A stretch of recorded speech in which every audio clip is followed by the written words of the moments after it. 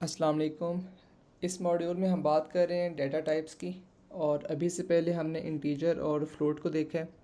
आज एक new topic है, वो है बूलियंस। ठीक है, तो अभी से पहले फ़्लो चार्ट के मॉड्यूल में हमने कहा था कंपैरिजन ऑपरेटर्स क्या होते हैं, कि जो बेसिकली दो ऑपरेंड्स का कंपैरिजन करते हैं और जो इनका रिज़ल्ट है वो ट्रू या फिर फॉल्स की सूरत में आता है। अगर दो फॉर एग्जांपल वैल्यूज़ इक्वल हैं तो इट्स अ ट्रू स्टेटमेंट।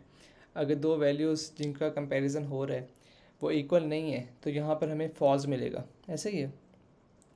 और अगर मेरे पास ये ट्रू या फिर फॉल्स को मैंने किसी वेरिएबल में सेव करना है, जो ये रिज़ल्ट आ रहा है इसको मैं कहीं पे सेव करना चाह रहा हूँ, एक वेरिएबल के अंदर इस वैल्यू को होल्ड करना चाह रहा हूँ, तो उसके लिए बूलियन डेटा टाइप यूज़ होती है सी प्लस प्लस में। अच्छा, ये सिर्फ कंपैरिजन की तो मैंने एक एग्जांपल दी है, ज़रूरी नहीं है सिर्फ कंपैरिजन के केस में हमारे पास ट्रू या फॉल्स आए।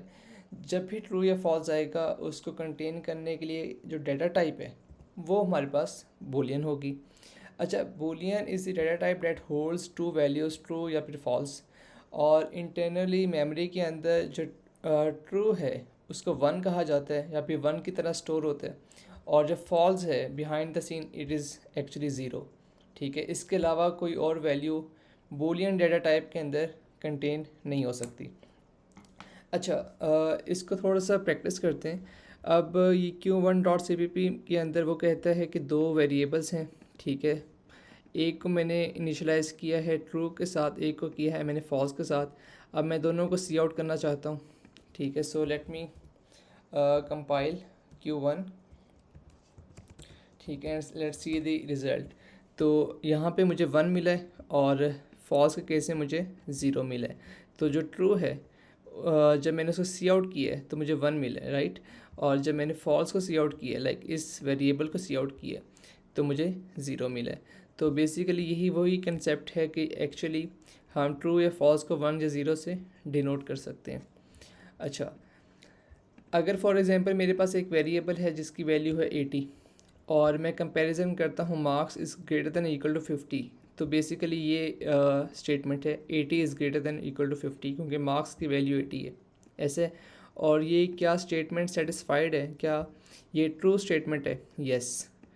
तो जो ट्रू है वो इस पास्ट के वेरिएबल को असाइन हो जाएगा क्योंकि इसकी डेटा टाइप जो है वो बूलियन है।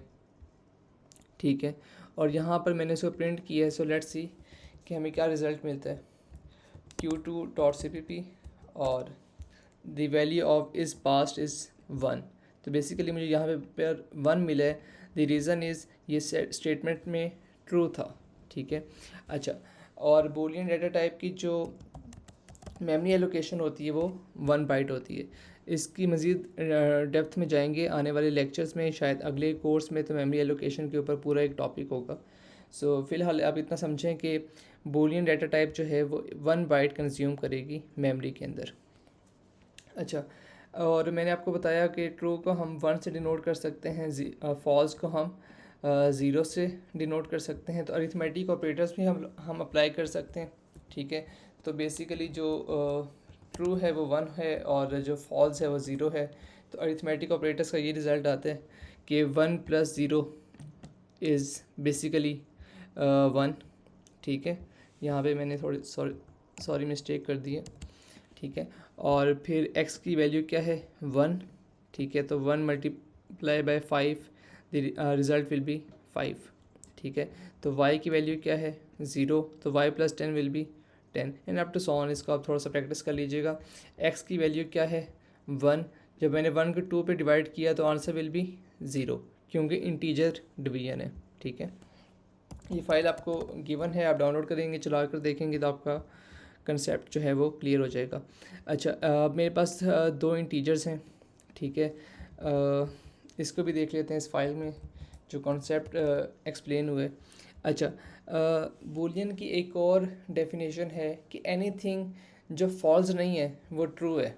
ठीक है, इसका ये मतलब है, अब ए की वैल्यू है 5। ठीक है, ए की वैल्यू ज़ीरो नहीं है ना, तो ये बस ट्रू स्टेटमेंट समझी जाएगी।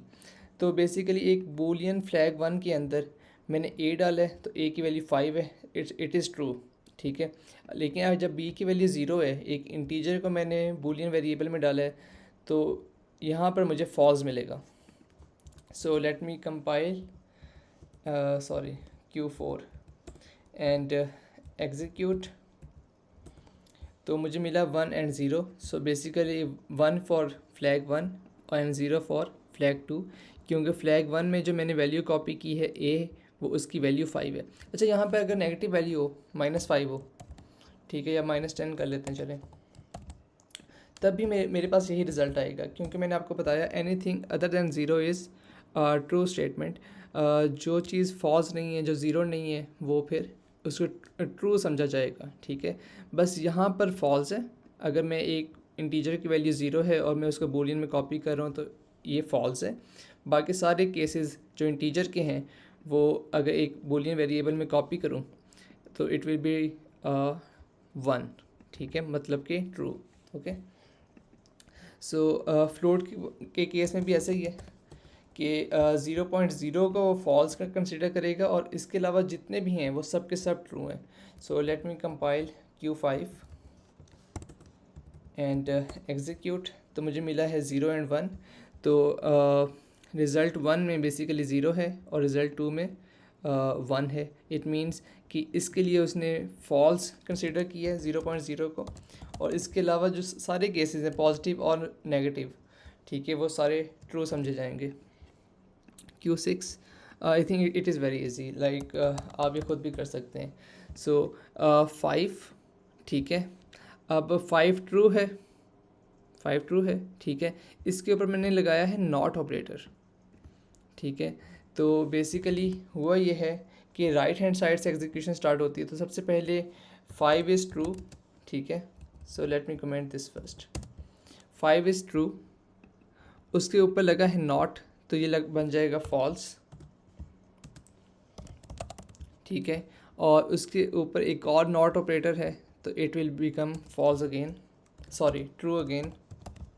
सो ये स्टेटमेंट बनती है, और जब मैं उसको सी आउट करूँगा तो मुझे 1 मिलेगा. So let me compile Q6 and execute. So the answer is 1. ठीक है, तो आपने इस पॉइंट को लाजमी समझना है कि नॉट ऑपरेटर एक से ज़्यादा मैंने अप्लाई किए हैं. ठीक है, तो 5 is true, not of 5 is false and not of false is true. Okay, और लास्ट है ये कि मेरे पास दो वेरिएबल्स हैं और मैंने दोनों का कंपैरिजन किया है कि क्या ए की वैल्यू बी से ग्रेटर है. ये बेसिकली फॉल्स है और फॉल्स को डिनोट किया है उसने 0 के साथ. So let me compile Q7 and execute. तो मुझे 0 मिला है. इसको आप प्रैक्टिस करें, and I will see you in the next lecture.